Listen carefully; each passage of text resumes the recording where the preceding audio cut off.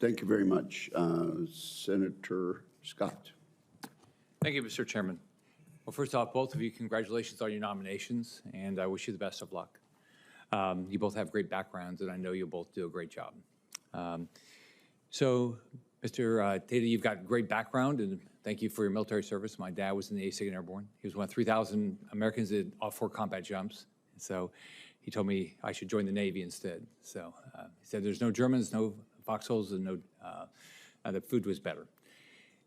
So you've got a great background with the school districts and then in private. Have you ever had to let somebody go because they didn't perform? I have had to let somebody go because of lack of performance, okay. Senator. So when I asked the Army, the Air Force, and the Navy in a recent subcommittee on personnel hearing who, to their knowledge, was held accountable for failing to do their job and recruit over the past 4 years, what did they tell me? They couldn't tell me.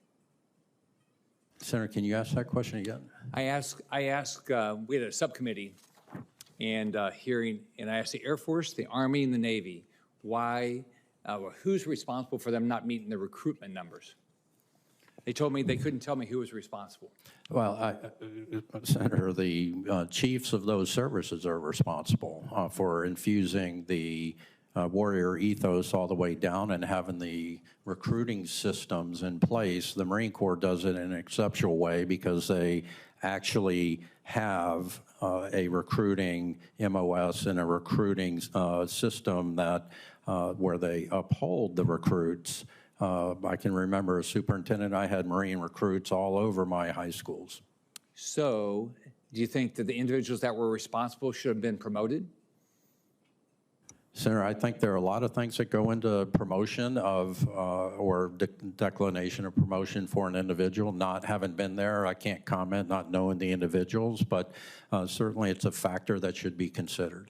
So if you gave somebody a very specific job, and this job was to do recruitment, and they didn't do it, if somebody worked for you at the school district at a company, and they had that specific job, that was their job, how many of those people did you promote?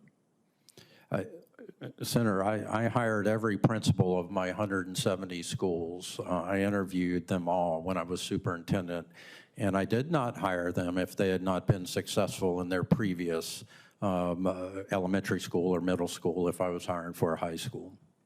So do you plan on making sure that if we don't meet the goals of our armed services that people are going to be held accountable, whether they're a flag officer or whatever their title is? If they don't meet the goal, they shouldn't be there.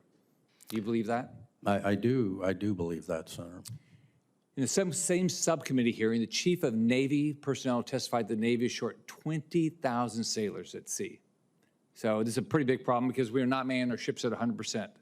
Ship submarines and aircraft squadrons are at the forefront of our Navy readiness, and they should be manned at 100%.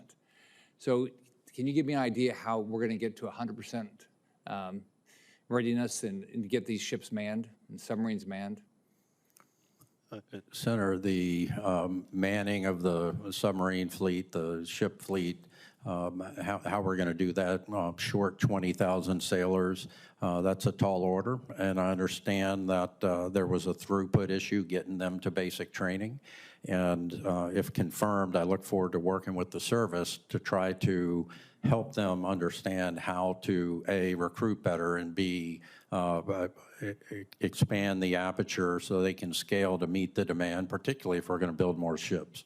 Was your experience in the private sector when you held people accountable, everybody did better? No, just the opposite. In the private sector, it's rather ruthless, and you either perform or you don't. So did when did it get better? Because you held people accountable? Roger that. Okay. Thank you. Thank you, Senator.